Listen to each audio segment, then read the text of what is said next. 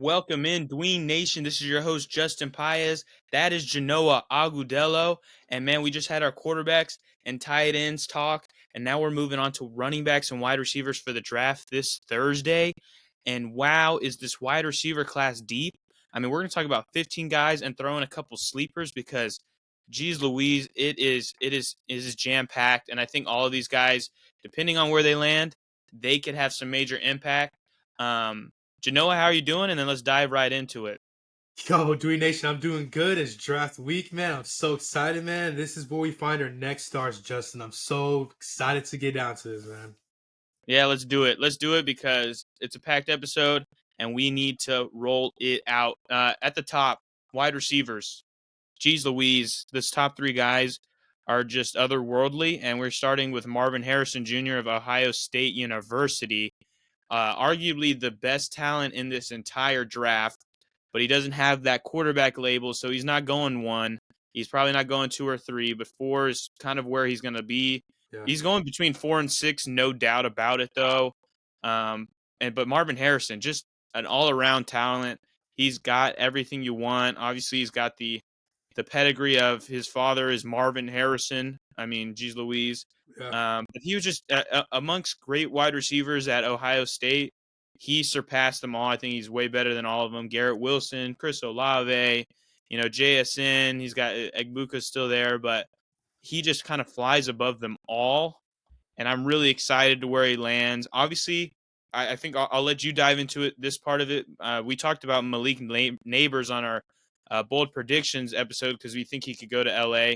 But I think that big prediction you had that got us thousands of views last week of him being the top receiver, it could bode for Marvin if he lands in LA. But yeah, give me your thoughts on Marvin. Is he the clear number one? And yeah. So with Marvin Harrison Jr., Justin, I'm so excited about. I mean, this guy is going to be one of the more interesting superstars at wide receiver now. I mean, we have a loaded bunch of wide receivers in the NFL. Now that you add Marvin Harrison Jr., he just reminds me a little bit more of a CD Lamb, little bit of a Devontae Adams with a smaller frame, but the speed is all-time great. I mean, you mentioned, he is the son of Marvin Harrison, one of the best receivers of all time, maybe a top 10. You can make the argument for he is in the Hall of Fame. So hopefully Marvin Harrison Jr. Is ready to carve out a future for himself. And with Nabers out of LSU, Justin, I mean, this guy has the potential to be just like I mentioned, his LSU brothers, more of like a Justin Jefferson, that physical, yak kind of guy, the guy that makes tough catches in traffic. Obviously, the speed's there. Guy that you look into inside the 20, the guy that's going to score, kind of like that Dez Bryant, kind of just hawks you up 101 like a Mike Evans. So I love Nabers. If he were to go to LA, Justin, with Justin Herbert, Justin, that would be so much fun to watch. And, these two receivers could be generational in a draft that we look back 5 years from now and say that was one of those drafts like 2011, that had all those stars. So it's going to be Yeah, fun to watch. it's going to be – I'm so excited to where Nabers and Harrison can land. Obviously, we transitioning to that, Nabers is our number two. I mean, he's 93 percentile 40, 98 percentile vertical, 92 percentile broad jump. I mean, he is at the top of the game in all categories for wide receivers. Unfortunately, he has a guy like Marvin Harrison Jr. in this draft to not give him that number one credibility. But just about in any other draft, you probably heard that Nabers it would be a top guy in any other year. But that only adds to the fact that Marvin Harrison is an absolute stud. Malik Nabers is an absolute stud. Wherever they go, they're going to succeed. And I think it's the same story for our number three guy, Odunze, out of Washington. He had an amazing year with Michael Penix at the helm, and he's slotted at this at 3, and you think, oh, he's just the third best wide receiver. Same story goes for him as I just spoke about with Malik Nabers. Top guys in any other draft if they wanted it, if it were that way. He's bigger than the top two guys at wide receiver, and he just catches balls. He gets the balls, pause, but he gets it wherever he wants it, and he's just super talented. And on a team that made the national championship.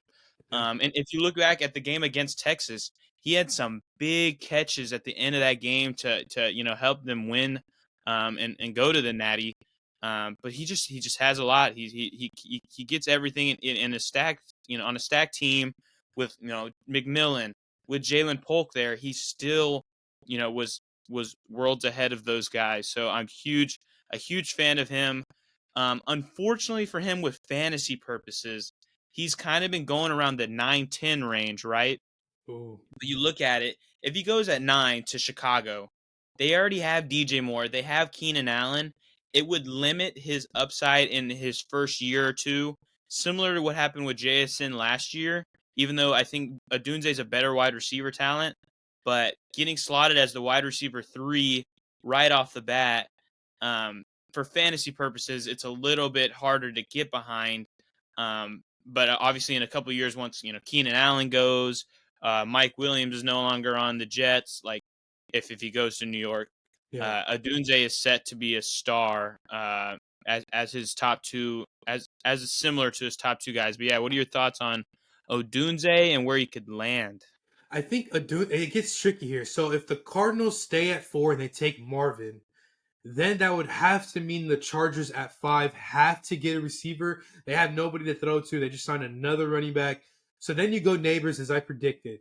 Then it gets interesting at 6 because with the Giants, it's like, okay, what are we doing at quarterback? But not only that, what are we doing at wide receiver? Like, we have no receivers. We even just lost our star running back. So we have no offensive playmakers besides the quarterback. So that gets interesting. So do the Giants say, hey, let's just take Odunze? But if they don't, you got to look at that 7. Tennessee won't get a receiver. They just paid a lot for Calvin. Falcons, no. Bears, you just mentioned, no. Then it gets interesting. So if the Jets look at that way, he might go to the Jets. If not, I don't think Minnesota gets him because Minnesota drafted Addison last year, and they have Jefferson, obviously. So then it gets interesting. Denver, maybe they might go quarterback. But then, what'd you say? Denver could use him, but yeah, go continue. Denver could use him, but Justin, they might just go quarterback. They Like, need. they need it bad. You know what I mean? But then it falls down to Vegas won't get him, and the Saints, they just got Olave.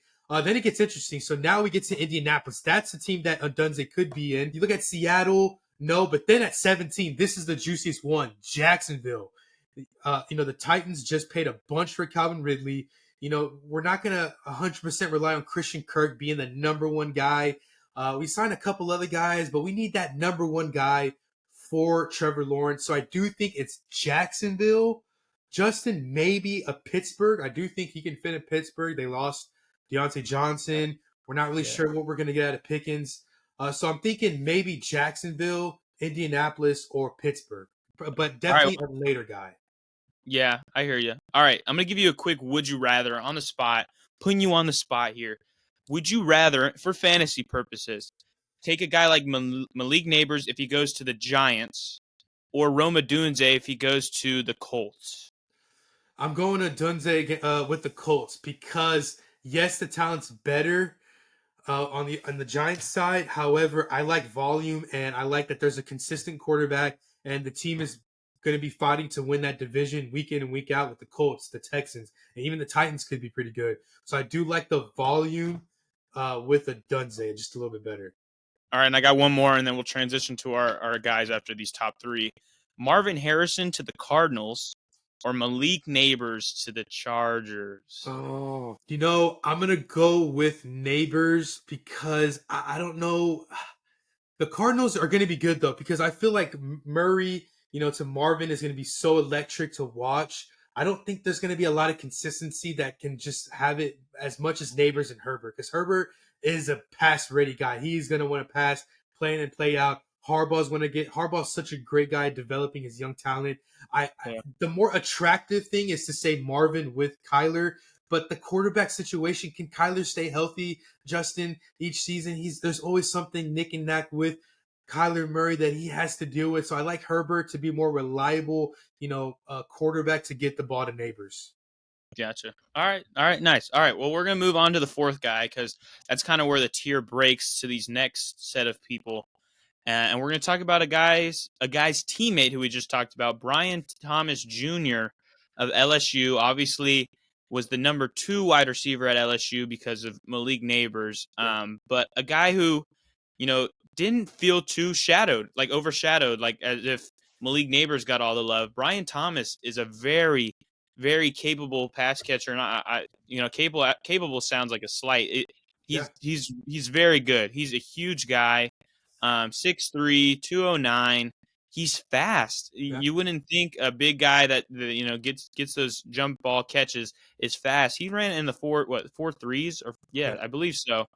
Like that's big time for a guy like for Brian Thomas, who's people might view, he was successful because wasn't getting that cornerback one coverage at LSU, but who gives a crap? Like Yeah. he was so good.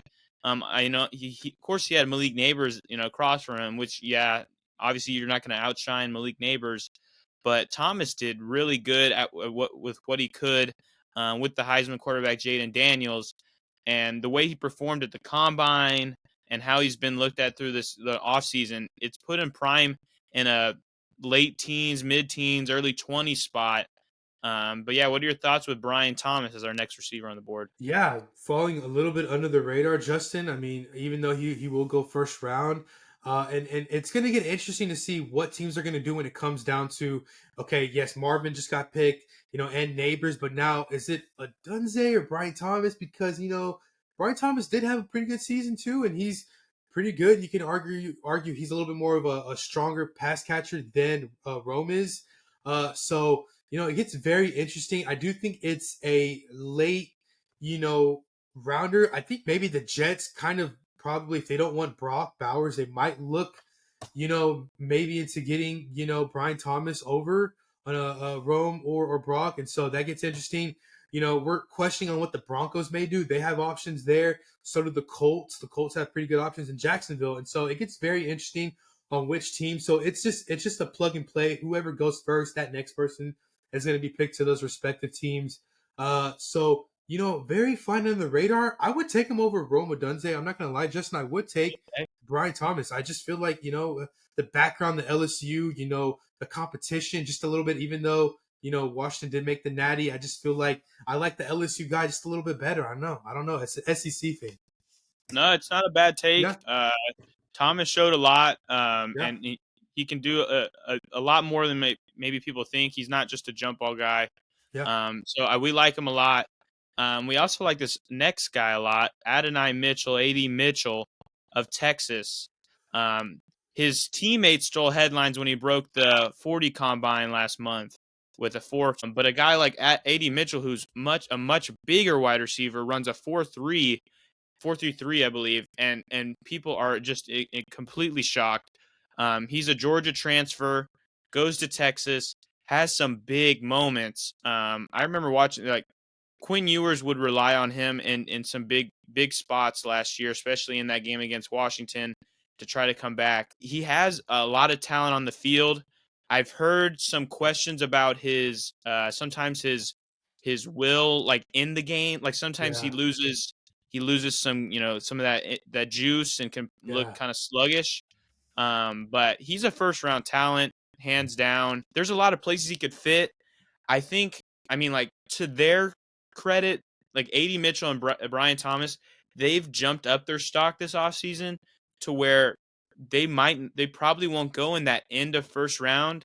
But I really wanted them to, because Buffalo's around there, Kansas City's around there, Arizona's still in that range. There's some teams that could use them, but they might be too high now because of how well they've performed. But I really like A.D. Mitchell. What are your thoughts with A.D. Mitchell? And then I'm going to give you a would you rather. So I love A.D. Mitchell. I'm a biased guy. He was a Longhorn first season, but he did pretty good. He was kind of under the radar in Georgia, was on those championship winning teams. But Justin, he had 55 catches this year with 11 touchdowns. I view my beloved Longhorns offense this past year. I believe that they had a lot of mouths to feed. There's just so many good players that Steve Sarkisian was trying to develop in this new era of Longhorns football. So A.D. Mitchell came on. I think he had a pretty nice touchdown in Bama, kind of put the game away. And so I like Mitchell to go to a contending team. You mentioned Buffalo, you mentioned Kansas City. The trick is in this first round, Justin, which wide receivers after Marvin and Nabers are going to be coveted? What are the receivers that teams are looking to be that, number 3 guy picked in the wide receiver ranking? who's that guy? You know, we just talked about Rome and we just talked about Brian Thomas, but AD Mitchell's in that tier 2 of those Yeah. 3 wide receivers that could get picked between, you know, pick 6 all the way through the final pick of the draft of the first round, where the Chiefs will be picking. And so it gets very interesting because you see Kansas City, you know, does San Francisco say, hey, we need another guy? We don't know if we're going to have, you know, Ayuk. We don't know how long Debo is going to be this good. And then you look at Baltimore. We don't have a number 1 guy. You know, Zay Flowers is good, but we need another guy for our MVP quarterback. Obviously, Buffalo just lost Diggs. And, you know, what is Dallas going to do? Can they get another guy to pair with CeeDee Lamb to maybe excel that offense? So it gets very interesting. Pittsburgh is early down in that first round. So I do think AD Mitchell goes, I want to say between 17 and where Kansas City picks to end the first round. Just because I feel like he's going to go to contending teams. Some teams are going to see what you mentioned. I do think that, you know, even in the Sugar Bowl against Washington, he kind of faded away. He did score a touchdown, but he kind of, you know, wasn't really a factor. And so I think that maybe teams might take that to a slight. I do think he still goes first just because the competition he was playing, just the 2, you know, teams he was able to play for in his college career. So I definitely think he goes to a team that made the playoffs this past year, a team with an established quarterback. Yeah, and man, would I love him in Buffalo. Him or Brian Thomas in Buffalo would be ideal. I think I put a lot of money on the Bills taking a wide receiver at that 28 spot and even possibly trading up because they need a guy. I mean, they lost Diggs and Davis, and they have only Curtis Samuel and Shakir and stuff like that. So I think it's kind of very important. And honestly, I could argue whoever lands in Buffalo could be more valuable in fantasy than some of the, like, if Odunze lands in New York or Chicago, I'd rather have a guy like Brian Thomas or AD Mitchell in Buffalo. Mm-hmm. So it kind of depends on where they go, but somebody's landing in Buffalo and their stock is going to skyrocket after that. Oh yeah. So yeah, all right, moving on to the next little group of people. I think this might be where the second round starts. For a lot of these guys. I think these first 5 guys are pretty locked in the first, and then these next guys are I mean, I could see it literally going pick 33, 34, 35. Like, it's going to be like, I think day 2 is going to be rapid fire wide receivers, and we're going to start with Mcconkey out of Georgia. Same size and build as Garrett Wilson. His production wasn't like too crazy at Georgia. I think he was injured from time to time, but he's got a lot of good talent and he gets open, which is, you know, huge these days. And so I like him a lot. Like reading here, like fluid athlete. He can even block very well, and he's a good route runner. So I'm excited where he lands. In my practice mock drafts here, I've had him going to Carolina right at 33 a lot. But what are your thoughts on him, on Mcconkey? You know, I wasn't really happy on what he was able to do this year. Obviously, I think he missed a couple games, but in the games he played, he just was hardly a factor for Georgia. I'm not sure, maybe because they don't have Stetson Bennett this past year, and they just went with someone new. You know, he's good. I'm gonna go on a hot take. I don't think I'd take him in the second round. I'm thinking third.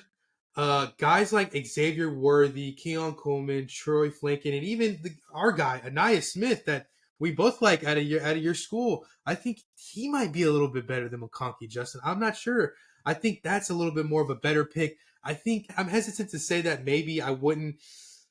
I don't think I would take him in the second round. I'm just maybe the third. But like I mentioned, those other guys I think are just much better. Even Polk. I think Polk might have a better upside to me than Mcconkey.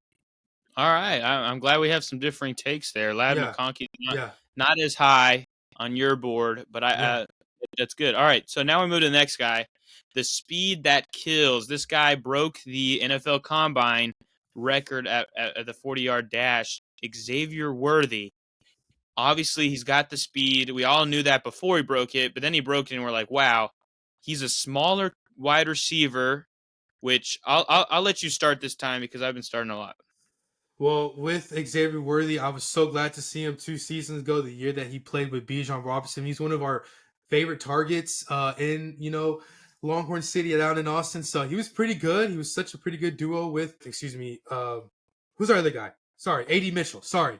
with AD Yeah. Mitchell, pretty good pairing. And so I liked Worthy. He's more of a yards guy, so he's able to get 1,000 yards this past season, 75 catches, pretty reliable guy, on a speedy guy.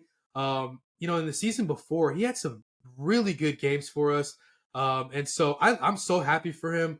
Justin, you could make an argument that he could go first round. I don't see it happening just because of the linemen that are going to be picked in this first round. But I do think he's one of these receivers later down in this draft rankings that is worthy of being a first round pick, no pun intended. But I do think that a team like Kansas City, if they aren't able to get the other guy at University of Texas with AD Mitchell, I do think this is another guy in Xavier Worthy that you can get and just get just as good good amount of production. A speedy guy. It would be pretty cool to see Worthy with like a Mahomes or like a Josh Allen, a guy that's more of a pocket heavy guy. Yeah, and I feel bad, but I'm gonna bring up this stat, okay? Because I think we might be a little opposite on this one. I'm not a huge fan, just because he's small, and I think injuries could creep in, and Yeah. just in a league full of big guys tackling big guys, a small guy could. But I will say there's guys like Tank Dell last year who beat those odds. But like looking at these, so he ran a 4.21, right? Broke the record. Look at these other guys who have run 4.2s. John Ross, bust. Chris Johnson, great. Dry Archer, bust. Let me look at who's for. It just messed me up. Jerome Mathis, who, Yeah. Marquise Goodwin had his moments, but he wasn't super special. Stanford Route, who is that? Tyrone Calico, I don't know who that is. Jalen Myrick, JJ Nelson, he had a moment or two, but bland. Jacoby Ford, what? Fabian Washington. It's a lot of meh, but it's like a weird stat to run off of. Just like, Yeah. how can that tell if you're going to be a good NFL player? I think Worthy is going to be better than all of those. Besides me, of course, Chris Johnson plays a different position, but he had a lot of success at Texas, and he's nifty too. He's not like he just runs really fast. He's really quick in and out of a break. So I'm at like a hold point. I don't think he's like a sell, but I don't think he's like a high buy, which he definitely was talked about a lot after he broke the record. But yeah, so we're a little different on Worthy, but we still like him. Moving on to the next guy is I'm going to combine these two because it's two different types of players, but it's our eighth and ninth wide receiver. Keon Coleman of Florida State and Troy Franklin of Oregon. Keon Coleman is the definition of a big guy wide receiver. He gets those big catches. He's not the fastest, clearly by his 40 time, but he plays really well and was Jordan Travis's top guy. And you could argue too, before he really broke out, it was kind of Johnny Wilson time. Yeah. Keon Coleman shows up, and Johnny Wilson took a immediate backseat to Keon Coleman's production. And then Troy Franklin, wow, was he special this year at Oregon? On the smaller side of wide receivers, but he is so fast. And I watch. I mean, highlights aren't always the best way to watch a player, but I watched his highlights for 5 minutes, and I was sold. He's just a very, very quick guy. He can jump up still, and he scored touchdowns last year. But what are your thoughts on the two guys, Keon Coleman and Troy Franklin? Yeah, these are two day two guys that are the best, probably the best, probably hopefully first to go up in the second round. I hope these guys don't fall because these are two good receivers. With Coleman, I feel like he's more of like a physical kind of receiver. Pretty, I wouldn't say DK Metcalf ish, but just along the lines, a little bit of a AJ Brown, kind of just that physical guy. I feel like he can grow to be. And Troy Franklin, I mean, you talk about speed. This guy is going to be really good. Whatever team he goes to, they're gonna get a speedy guy, a Tyler Lockett kind of guy, speedy kind of guy. He did really good things with Bo Nix, so I feel like any type of other gunslinger quarterback. Maybe if the Chargers can get Nabers in the first round and come back sometime in somewhere around the second or third and get Troy Franklin, they got two speedy guys. I think like he'd work with a guy like Justin Herbert, and so these are probably one of the best day two guys you'll see out there. Other than a couple of defenders that we'll probably talk about later along the way, Justin. But I mean, as best as day two gets, Justin, these are one of the two guys to go for. And I will say, I don't know if it's a slight or like something that's like a foreshadow, but Keon Coleman at the beginning of this kind of end of the football season, start diving into, the draft and everybody coming up. Keon Coleman was kind of slotted as a later first round guy. And after, all the testing, all the, combine stuff, he's now kind of a firm day 2 guy, a Yeah. second rounder. So I don't know if, he falls a little bit, and maybe you could just say he's falling to his, right around his spot. Obviously, A.J. Brown was picked in the second round, kind of where he's going to be landing. And obviously a lot of these guys, as we mentioned, it's where they land that could really set Yeah. them up for failure or success. But we like these 2 guys, and it's really impressive to be at, right here near the 10th, 8th, 9th Yeah. wide receiver and still be talking about how these guys are studs at their Mhm. position. Now moving on to number 10, arguably one of my, to me, probably like my favorite value pick, a really great receiver, Ricky Pearsall of Florida. Obviously, a lot of people are going to talk about that just phenomenal catch he had last year, best catch in all of the 2023 season. But he's a really great slot guy. If you need a slot guy, you can fill in Ricky Pearsall there.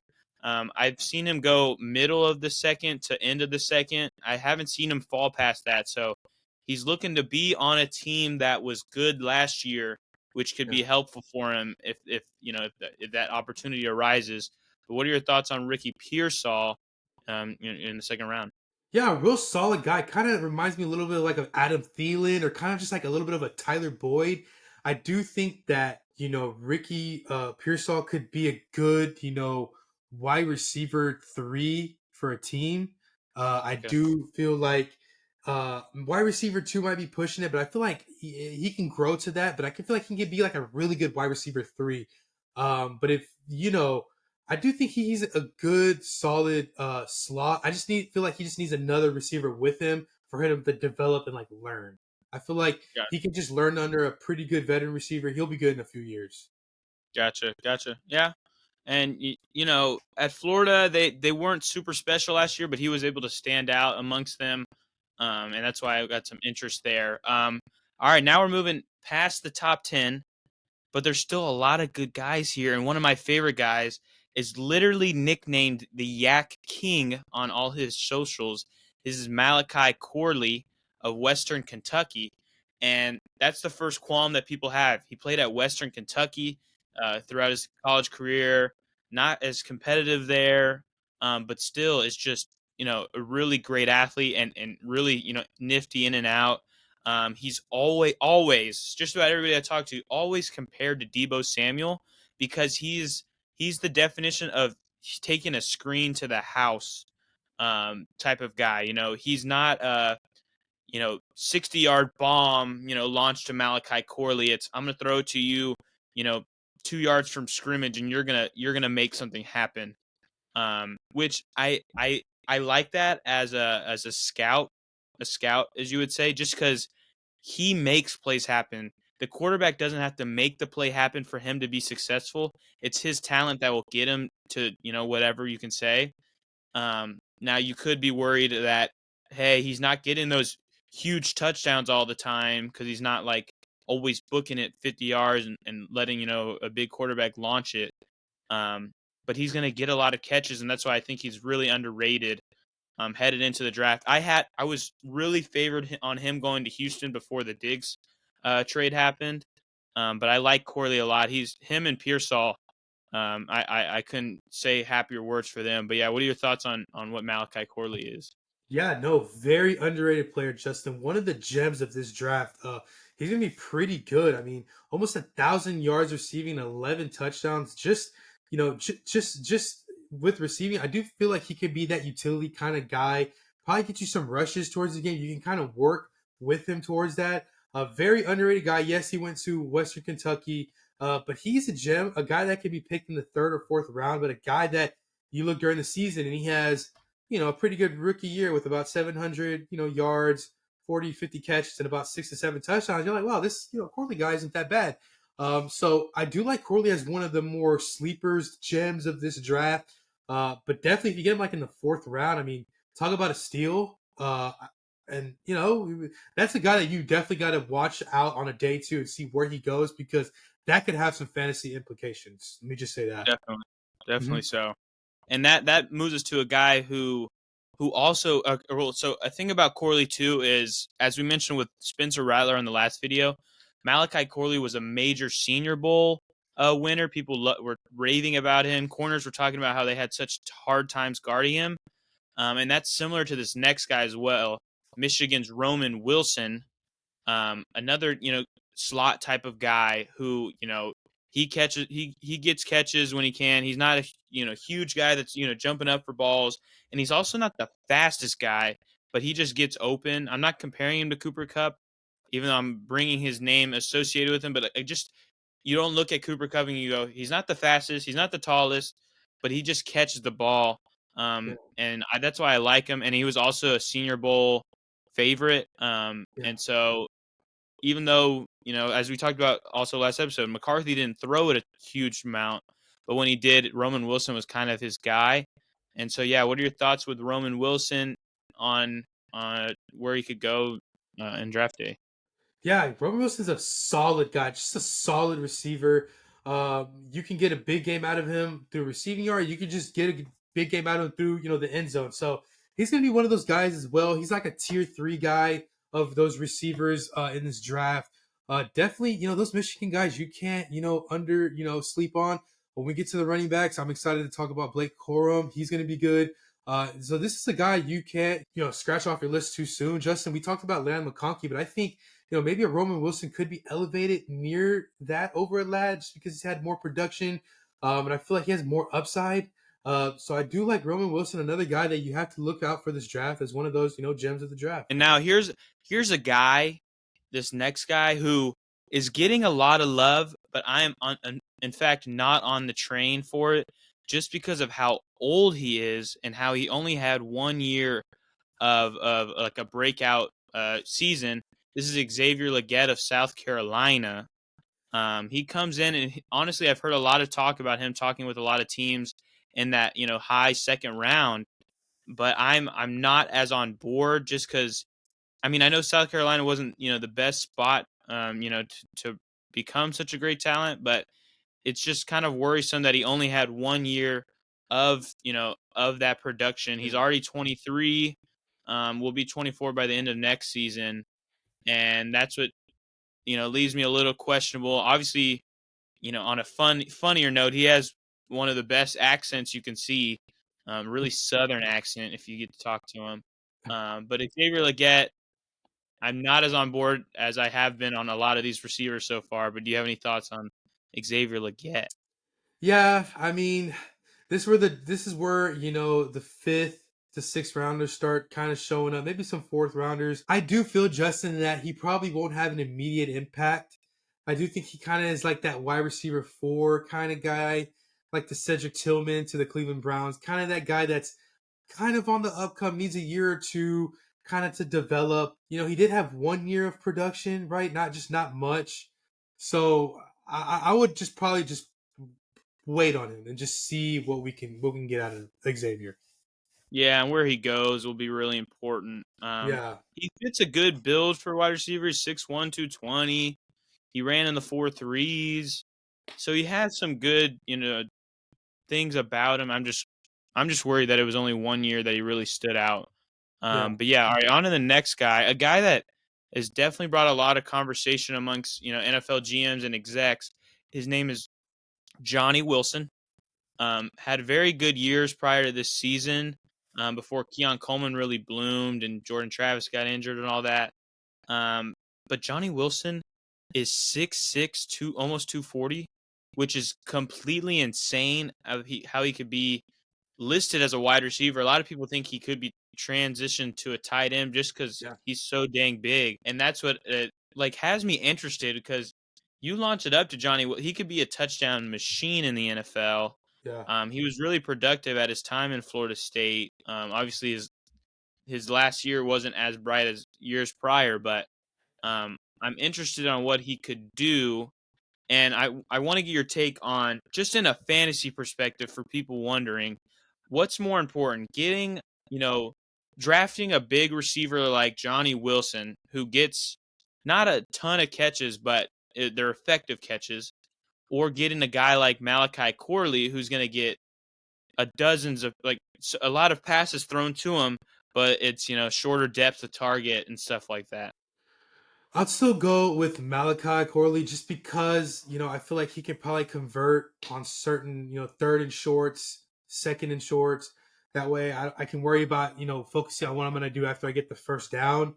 So I do, would like to use Corley as a utility guy. Kind of like you mentioned, like how him could be potentially being like a Debo, playing like a Debo.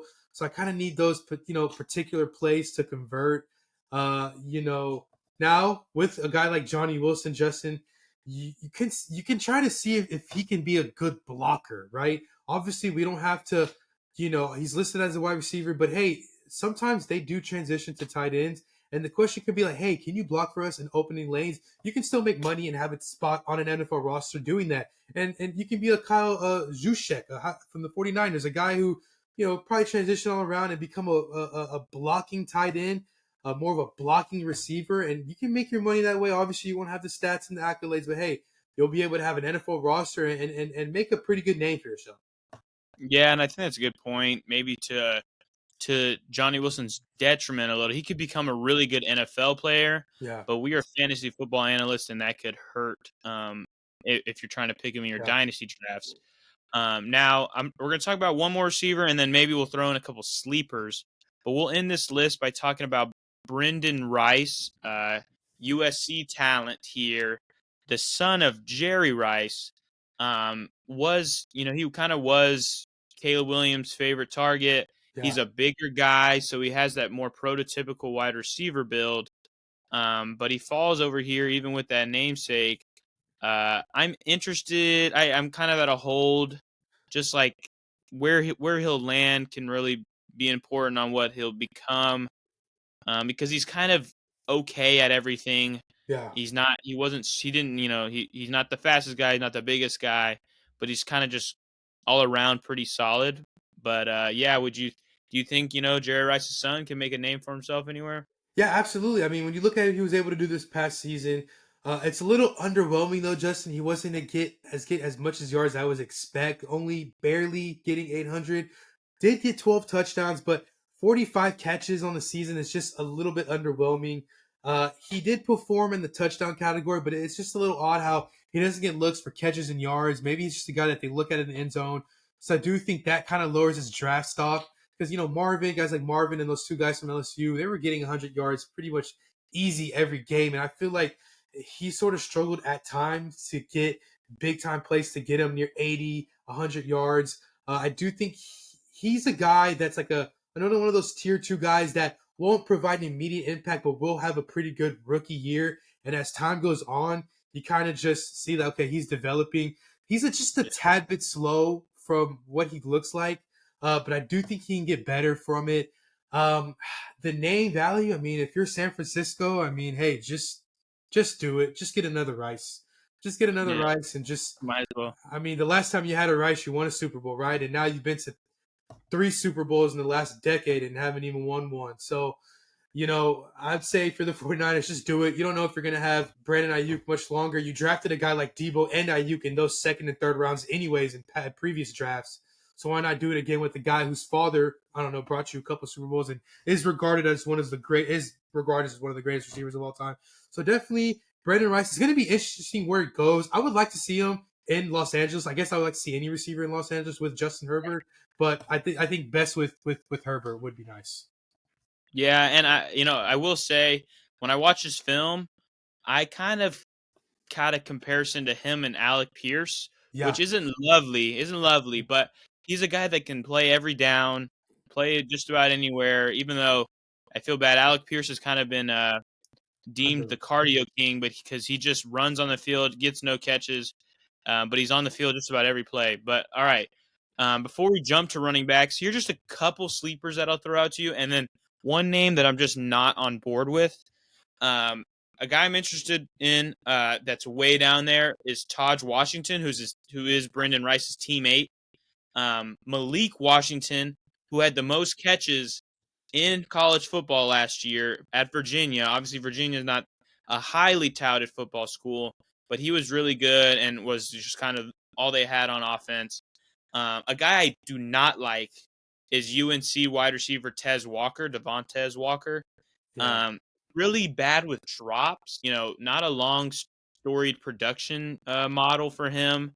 I kind of like compared him to Terrace Marshall, and obviously Terrace Marshall hasn't become anything.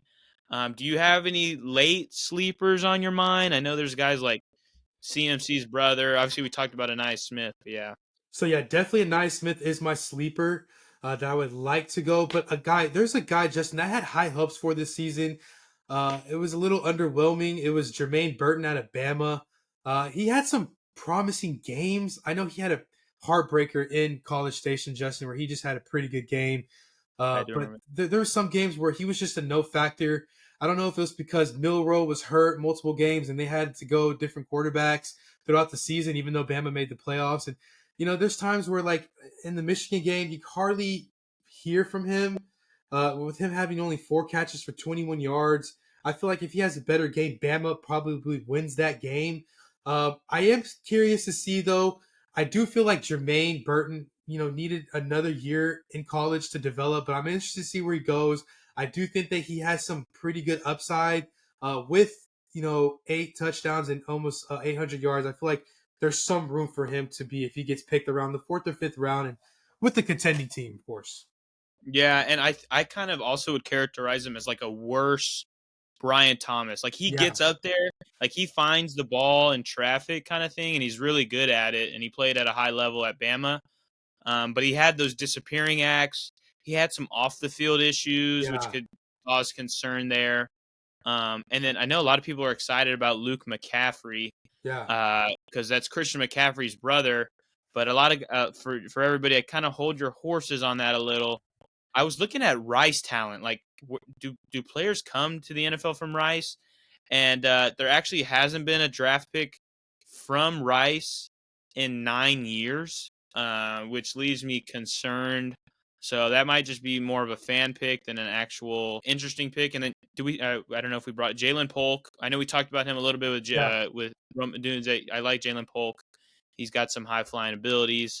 But yeah, that wraps up wide receivers, and we'll quickly transition to running backs because although it's not a year like a Bijan or a Zeke or a Fournette where we got guys at the top, there is a number of good talent in day two that I'm really excited about. To be honest with you, I'll start by giving you these top 2 guys, and we can kind of debate through them too. We got Trey Benson of Florida State, who is a really fast guy and kind of fits that prototypical build. And we got Jonathan Brooks from Texas coming off the injury. But what are your thoughts on those 2 guys? So Trey Benson, to me, Justin, is the best back in his draft. Just because with Jonathan Brooks, he got hurt probably like in the middle of the season. We're not really sure. Brooks was a speedy guy, really good speedy guy, who was the next guy to take over after Bijan left. But I'm questioning that speed a little bit because compared to Trey Benson, who's a powerful guy, looks to be a powerful guy. He is a 3-down back. He kind of reminds me, I wouldn't say Nick Chubb all the way, but he has some Nick Chubb elements where he's like a physical kind of guy. And I love Trey Benson. I feel like if he's not picked in the 2nd round, I would be absolutely shocked. I mean, I feel like he still has room to get bigger. A guy that's 6'1" and had 14 touchdowns. I mean, and a team, he barely had almost 1,000 yards, not quite, but a team that had Jordan Travis leading the way all the way to those 13 games. It's crazy that he had 14 rushing touchdowns. Pretty impressive. I love Trey Benson. I think he's the steal of the draft. If he falls into the 3rd round, I will be absolutely just like shocked. Really shocked. But I think he's Yeah. the best back in this draft. With Brooks, I think his draft falls a little bit just because of his injury, but I think once he's back to 100%, he will be really good. And I feel bad because people are going to look at Trey Benson's, you know, yard totals, and he only had didn't hit 1,000 rushing yards in his college Yeah. career. But it was weird in Florida State. Like I feel like it's a really niche example. Like he was part of a backfield where they didn't give it to him as much as they should have. Like I think it was like a scheme wise where he didn't get as much as he should have. But he's got that build of a star running back. I looked at him and I immediately saw Leonard Fournette. Mm-hmm. They're the same height, kind of similar sizes. Fournette's a little bit bigger, but Benson's a little bit faster. So I'm high on Benson as well. I think he'll translate really good. I'm excited to see who goes to Dallas because some running backs going to Dallas. If it's one of these top two, I'm gonna be really excited because I think Brooks is a phenomenal player. The injury is a little, I mean, for this year, a little concerning, and hopefully his stock doesn't tank too much. But he just breaks tackles. He had the highest tackle breaking rate amongst all the qualified running backs for this draft, and it's just he looks like he could be very good. He's very nifty in and out, kind of like a Swift, but I think even better. And so I'm excited to see what Brooks and Benson can do. And I agree, Benson is my top guy as well. Mhm. A guy at 3 it's like I look at him and I'm like, this guy is phenomenal, and that's why Yeah. I'm kind of behind it. It's Braelon Allen of Wisconsin. Look at this guy, and he is a monster of a man. Um, and I mean, he gets similarly rated to Jonathan Taylor, like kind of like a comparison as, and obviously they both went to Wisconsin. They're both kind of like really, great athletes. Braelon Allen is unfortunately a little bit slower than Taylor. Taylor Mhm. was coming out, but he's bigger. I mean, you look at him in the weight room, and it's like this guy is an athlete. He's going to be great. And I don't know why it kind of reminded me of DK Metcalf, who fell to what was the end of the second, I Yeah. believe. Yeah. Um, and you look at him, you're like, dude, this guy is a beast. Like, how are you going to miss on this? And I feel like it's the same story with Braelon Allen. And then before I toss it off to you, I'm going to also bring up the second name is Michigan's Blake Corum, um, who was a touchdown machine, just kind of essentially the biggest name in that offense who had the most success. And so he's also in a spot to be a really good player. Not a big catcher, but what are your thoughts on those two guys? So with Braelon Allen, I have really high hopes for. He does remind me a little bit of a Jonathan Taylor. I know they both went to Wisconsin, I think. But with Braelon Allen, I just feel like it's going to take a little bit more time compared to Blake Corum. I feel like Blake is just the most NFL ready. I don't think he's I would say he isn't better than Benson. I think Benson is going to be the best running back this draft, but Blake Corum has some upside to him. I mean, he is a touchdown machine guy, a goal line magnet, a guy that you instantly have to include in all your packages. For example, if Blake would go to a Minnesota, right? They have a speedy guy in Aaron Jones. You're not really looking to get, if Aaron Jones is at the 1 or 2 yard line, you might want to just throw in Blake Corum if you're Minnesota. So a guy like Blake Corum could lead the way for any team. I feel like Blake Corum, it depends where he goes. That's going to be interesting. If it's a team that it's like a Cincinnati where you're not really sure where you're going to get out of Zach Moss, I am high on Blake Corum as a number one guy. He is the definition of a workhorse. Braelon is more of a speedy guy who's going to take a little bit of time, kind of like how Jonathan Taylor was just in at first. He's kind of that guy that was kind of like second on depth chart, and then like week 7 or 8, he breaks off. Not a guy that's super instant. I think Blake Corum is like the most NFL ready, most workhorse guy ready, who's ready to get 20 to 25 touches from week 1, no doubt. So I feel like whatever team Blake Corum goes for, I feel like that running back on that depth chart is a little bit in trouble because Blake Corum is just built like a running back. He's played at the best competition out of Michigan, just won a championship. I feel like he's kind of like Ezekiel, not as good as Ezekiel Elliott was at the end of his college career, but it's kind of like that NFL readiness, that body, that size. So I do like both of these running backs. I don't know where they go though, Justin. It's hard to pick with running backs. It's hard to pinpoint if you get even seen a running back mid-second round. Sometimes it happens as early as end of second, early third. So I would take Blake second or third, and I would take Braelon second or third. Brooks maybe a little bit less going into the third, I would say. You think so? I think Brooks is Yeah. kind of in that tier 2, like a Yeah. late second, early third. I would enjoy that. I Yeah. look at Corum and I see like a smaller Nick Chubb, Yeah. like a much smaller Nick Chubb. Mm, Chubb was 5'11", Braelon is 5'8", yeah. 205. So he's smaller frame, but Yeah. like you look like he carries the rock like all the time for Michigan. That's what he did. Like it wasn't like, oh, he's just like a third down back. Like he's not. He can do kind of all of it, which is really exciting. Hopefully he lands in a good spot. I would love for him to join his old coach and on the Chargers. I know they just got J.K. Dobbins, Oh, but the injury, like I don't know if I'm like I don't think Dobbins will have a huge effect, at least not this year with that coming off the yeah. Achilles. That's why I like Corum. Hopefully he lands in a good spot. And then Braelon Allen, he's only 20 years old, and he won't be Yeah. 21 until next year.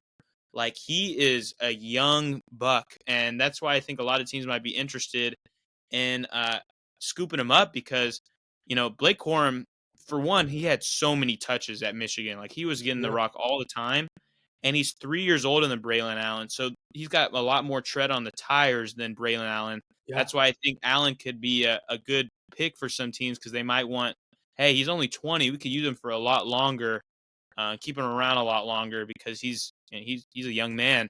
He Yeah. can't even get a beer right now. So that's why I like him a lot. I think that he's got that potential there. But Corum is definitely a more, you know, defined and ready guy right off the bat.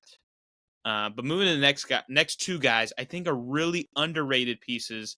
But I feel bad. And then we'll follow that to me with two overrated pieces. But right here, two really underrated pieces. We'll start out with the speed guy, the guy that's the fastest running back, I'd say, in this draft, Jaylen Wright out of Tennessee. His fantasy expectation would leave me a little concerned because I don't see him as an early down back. He's not. I don't think he'll ever be a 20 carry, 18 carry guy, but he gets catches.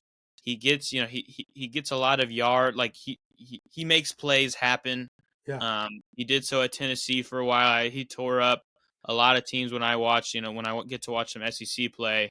That's why I like him a lot. I think he's got that upside to be something. And then with our other guy, with this next guy, MarShawn Lloyd out of USC, he didn't jump off the page if you look at his stats, but if you Yeah. look at how he plays with Caleb Williams, it looked really good, and he's got that build of a running back. So give me your thoughts on these two guys, MarShawn Lloyd and Jaylen Wright. Yeah, with Jaylen Wright, Justin, I actually like what I've seen from Jaylen Wright. He is more of a yards guy. Had 1,000 yards rushing this year. He's more of like a receiving back, so I see him more as a Jahmyr Gibbs kind of play type. He could provide that. I do think though, if Jaylen Wright gets drafted to a team that already has a solidified number one running back, like for example Atlanta, who we know Bijan is always going to be good, or I wouldn't be worried about that number one guy.